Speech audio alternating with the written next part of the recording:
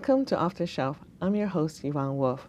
Today, our special guest is George Nassos, author of 15 Life Lessons from My Immigrant Parents. Welcome, George. Thank you for inviting me. Really appreciate it. Well, George, what motivated you to write this book? Probably, very obviously, your parents, right? Yes, well, going through life from time to time, I think about some successes I've had, some failures I've had, and I think about what contributed to those successes and what could I have done different to prevent the failures. And a lot of it obviously is from my education through college, but a lot that I learned from my parents. And I thought about those, and then I decided, growing up, after I was married and had children, that I wanted to pass some of these lessons on to my children so they could benefit from their grandparents. And so this went on for a while. Then my daughter got married and she had children. And so I feel more. Basically I repeated these lessons to my daughter to make sure that she passes them on to the grandchildren. Mm-hmm. And I thought about it. I said, well, have I told her everything? Maybe she's forgotten. Mm-hmm. So I started to write them down and basically wrote notes to myself that I could tell her about them. And then as time went on, I think I better explain it all and really write it up. So I started writing even more and ready to pass it on to her. And one of the themes in the book, which was instilled in me by my parents, is to help other people. They put a lot of emphasis to help other people. Yeah. So I thought about it and I said, well, I'm not only helping my family, my grandchildren, but maybe I can help a lot of others. And I could do that if I wrote a book. And so that drove me to, I'm going to put it down in writing and then have a lot of other people benefit from the lessons I got from my parents. Yeah, so you mean one of the lessons actually is the reason for this book, so that it became a product. Right, yeah. Right. So that's wonderful. Now, 15 lessons, was that hard for you to bring it down to 15 or bring it up to 15? Did you have to weed out a few? No, I started writing them down, and they kept adding up. And one of the things I had to do is give a draft of the book to some friends of mine to edit. And one of them told me, you should put a number in the title of the book because it has more emphasis. And so I started counting them, and it came out to about 15. I could have added more because some of the lessons are a combination of a couple. Or they build on each other. Right. And so I could have made it a bigger number, but I think 15 sounds good. So. Yes, and 15 is much more manageable in a chapter format, isn't it? Right. Okay, so that's a good way. Now, you have written books before, so did that help you organize this book? Well, yes, I've written a book before, more of a textbook, titled Practical Sustainability Strategies, How to Gain a Competitive Advantage. And this was a result of when I was teaching at IIT. I was director of the MS in Environmental Management Sustainability Program. And I was there for 14 years. And besides running the program, I taught a couple classes, one of which was the capstone. And it was all different strategies that corporations could use to build their business without having a negative impact on the environment. Oh, that seems like a very difficult but timely goal. And after I left the school, I thought about all the work I did I never developed any of these. I did research to find out that they existed, and I made them part of the course. So I said, I hope all that work doesn't go to waste. So I sent a proposal to some publishers, and one of them, John Wiley and Son, which is a big textbook publisher, said, yeah, we need a book like that. So something practical. And yeah, so I wrote the book, and the big difference is they did all the editing, the formatting, marketing. They did everything. Really? All I had to do was put the words together. Yeah. And the nice thing, about 4 years later, they said because sustainability is an evolving concept, it keeps changing. That's we need true. a update. Yeah. So I wrote a second edition. Last summer, they contacted me again, and I'm now working on a third edition. I see. So it's a never-ending project. Right. But the book that I wrote about my parents, that I decided I'm going to self-publish. Yes. And I built an account with Amazon, KDP, Kindle Direct Publishing, and basically you publish it yourself. Right, and some of our authors do that, so Yeah, we're familiar with that format. Okay, and the big difference is I had to do the editing. Yes. I had to decide how big of the dimensions of the book, the layout, margins, pagination. Yes. And I had to do all that myself, so it was a lot more difficult. Yes, and the cover probably as well. So that's probably one of the difficulties you didn't anticipate with writing your own book. Yes. Would you say that? Yes. And how did it take you more time, or did you ask for some help from other people? Well, I actually had to get help for the cover.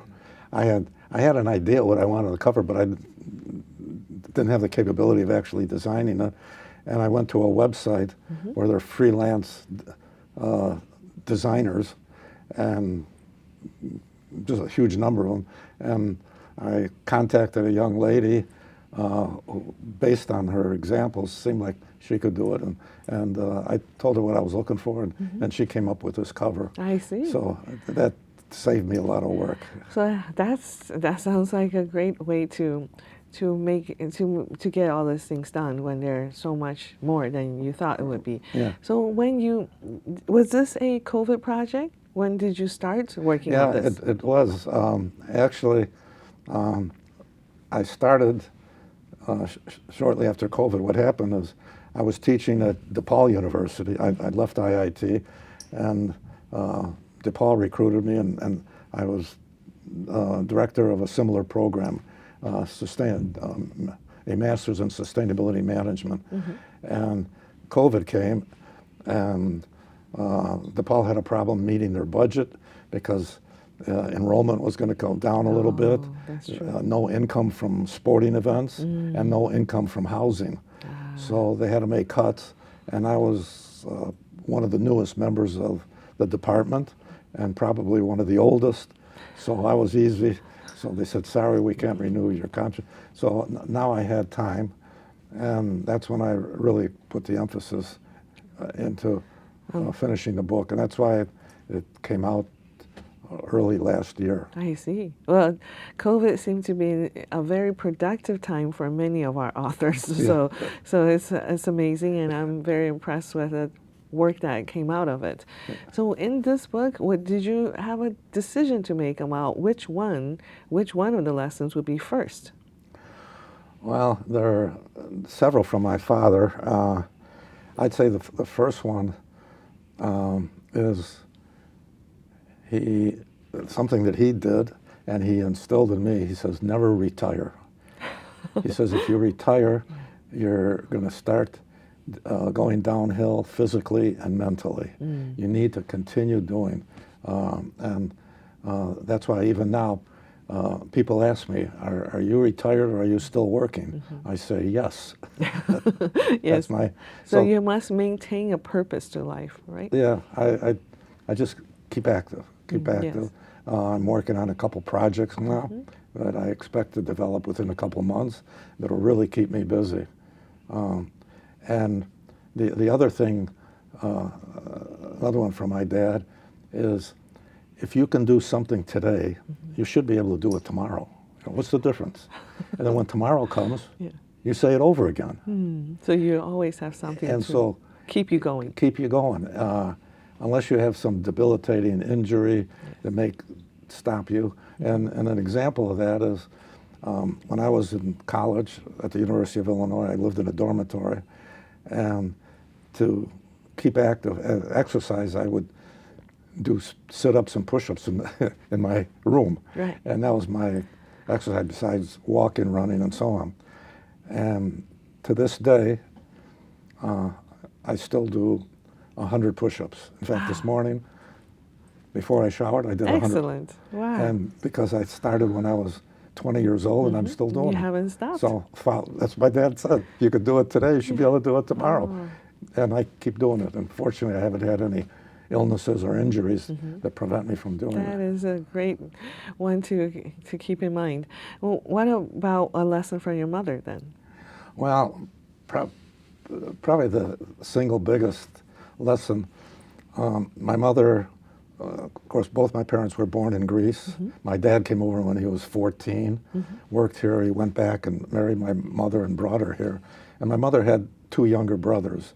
And the 2 brothers had a reputation. This was in the town of Tripoli. They had the reputation of being the most loving brothers in town.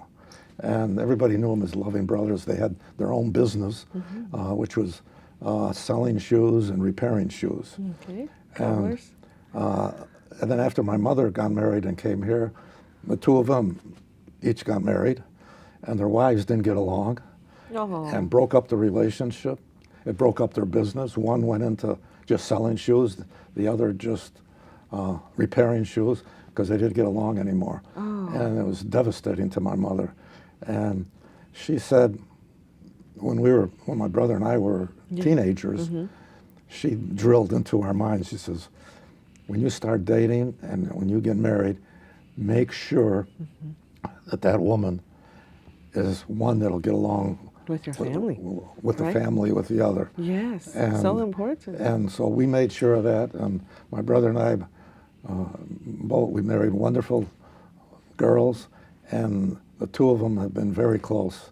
And even now, I've heard a few times at our church that my brother and I are one of the most loving brothers they know. And we've always just got on. And she really instilled that in us. Yes, and to repair a relationship, my gosh, in another generation. But that's beautiful. Yeah. It's I have to tell you another one about my mother. I think you'll like it, other people. My brother and I, we grew up during the polio epidemic in the early 50s. And we liked to go to the movie theater about 2 blocks away. Every Saturday they had Western movies. We call them cowboy movies. And we always wanted to go there. And our father said, you cannot go anywhere where there's a big crowd of kids, because you can't take the chance of catching polio. Yeah. And our mother didn't want to deprive us. So she said, I'll let you go under one condition. And I said, what's that, Mom? She said, you have to drink a shot of Metaxa brandy. That's a disinfectant. Metaxa brandy is the very famous Greek brandy. So every Saturday morning, my brother and I would have a shot of Metaxa. And she figured the alcohol would kill the germs. Would kill the illness. Yes, it's very amusing, but those are great inspirations. This definitely sound like a mother's love to protect her kids. And those are wonderful, interesting, and very unique lessons, I must say. There. And who was your intended audience? Now, you mentioned it could be for anyone, you want to help other people, but did you have someone in mind? I think there are a lot of books out there for those who want to learn history or business books and so on. This book is primarily for the home. And we need things like that to help people develop a good family tradition. Right, and I think any young adult, I'd say from high school age on, should read it, because they're going to learn a lot that's going to help them in their life going forward. And parents of children should also read it, because it could help them, but also they can pass it on to their children. And even grandparents, they might say, geez, I wish I would have known that growing up, but maybe it's not too late. And they could learn from this book and pass it on to others. It's something that I think many people can really benefit. There are some very enduring messages. Yeah. It's I think it has a great potential to bring people together as well. They'll see something they recognize. Just as I came from immigrant parents, I'm sure there are lessons that are going to fuse with my Chinese background. Yeah, it's like another one from my father is never walk with your hands in your pockets. And when I was a little kid, I put my hand, it was cold. He says, take your hands out of your pocket. And to this day, if I'm standing out in the cold, just standing there and I have my hands in my pocket and I start to walk, right away I think of my father and I take him out. Because he says, what happens if you fall? Your hands aren't there to stop the fall. You're going to fall right on your head. Yeah. So I never walk with my hands in my pocket. So let's talk about some of your readership. You know, you have received some responses, right? From your readership? Yes, a number of people who I know and I see that read the book, they might say, hey, George, I really like that book, and so on. But there are few, I'll give you a few examples in particular. A friend of mine read the book recently. His name is Mike Teska, and he really liked the book, and he said, one of the messages that I couldn't help but get out of that is the immigrants that came from Europe to the U.S. in the early 20th century, what they brought with them, and the contribution they made to our country, and putting so much emphasis on family life and education, and compare that to the immigrants that are coming to this country today. Huge difference, and the book is a good example of that. Another response, there was a group of us, I think it was 6 couples. We were at a friend's house for dinner, and one of the couples was talking about family relationships and some problems, and one of the gentlemen there who had read my book, Dimitri Minikakis, he says, I'll tell you how to solve relationships. You read George's book. He says, everybody should read that. That's a huge compliment. Yeah. Yes. And then there was another one that I really like to talk about. I have a good friend, Father John Chrysavias, who's an archdeacon. He's currently the executive director of the Huffington Ecumenical Institute, which is at Holy Cross Hellenic College, the seminary in Brookline, Massachusetts. And I sent him a copy of the book, and he read the book, and he liked it, and he said, George, let me make a recommendation. Why don't you send a copy to Patriarch Bartholomew? Wow. Patriarch Bartholomew, for those who don't know, is he's a spiritual leader of over 300 million Eastern Orthodox Christians. Yeah. He's comparable to Pope Francis to the Catholics. And you never thought of approaching him with your book, right? And fortunately, I had met him a few times through Father John. I see. And since he knows me, he says, send him a copy of the book. So I did, and I forgot about it. And then a month later, I get a letter from him. Oh, and what an honor. Yeah. Please. I get this letter, and let me just, this really shocked me, but just a couple lines. I don't want to read the whole thing. Yes. He says, your insightful work captures the wisdom and profound experiences that arise from the immigrant journey, shedding light on the invaluable lessons that often go unnoticed in formal education. And at the end he says, we express our gratitude for your invaluable contribution and extend unto you our patriarchal blessing, with the hope that your writings continue to touch the hearts and minds of countless readers, illuminating their paths with the wisdom imparted by your parents. Wow. And receiving a personal letter from somebody like that, something I'll never forget.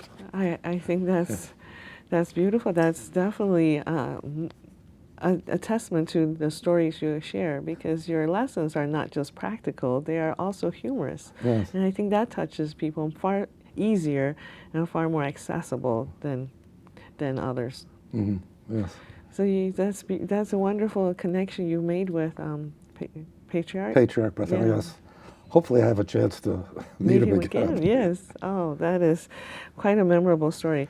Now, tell us what message you have for writers out there. Well, I think the one message is, particularly if you're a new writer and something that doesn't need a lot of marketing from a publishing company, is do self-publish, publish it yourself. And one of the benefits of that, and just to give you an idea, I wrote the book using Microsoft Word, and I put in all the margins, pagination, and then I converted it to a PDF, and then that I just uploaded it into Amazon. Amazon. Right. Yeah. And when they get an order for the book, they print it. Nice. This way they don't have an inventory of books sitting there waiting for somebody to buy them. And the first set of books that I got, a friend of mine who has published about a dozen books himself, read it, and he says, George, I got a recommendation. The line spacing should be a little bigger. It'll be easier to read. I said, oh, okay. So I went back. Changed the line spacing. It added maybe 5 pages to the book, and put it in PDF, uploaded it. So that's all done. It's all done. Easy. Yes. And then my daughter read the book and she found a mistake I made. Typo? So I corrected it. And again, uploaded the new version. So anybody who ordered the book after that gets the latest. Oh, and it's really nice. That's a good tip. Yeah. And even now, if I wanted to add another lesson that I would be of interest, I could do it, and all new books would have it in there. Yeah. So that's probably the one thing I would recommend. And it's very easy to do. And another big advantage, it doesn't cost anything. Right, right. Every time you make that correction. Yeah. Well, George, I know you're an active member of the Greek Orthodox Church here in Glenview, but what connects you to Glenview through that church? Well, I've been very active ever since we moved here 48 years ago, and I've been involved with the youth, the parish council, and most recently I was part of a committee where we installed solar panels on the roof of our community center building, and to set an example of what others can do. So that's a great idea. I'm sure it's been long in coming from someone who's so involved in sustainability as you. Yeah, and something else that we could see in the village is having all these pizzerias stop using boxes for their pizza and basically find reusable pizza boxes so we don't create all that waste, because that's what it is. That's waste. True. For such a short time. Yeah, it's only used for about 15 minutes to go from the restaurant to your house. That's so true. Well, thank you, George, for coming. Well, it's a pleasure. Thank you very much for inviting me. I really enjoyed talking to you. And I thank you for watching. Join us next time on Off the Shelf.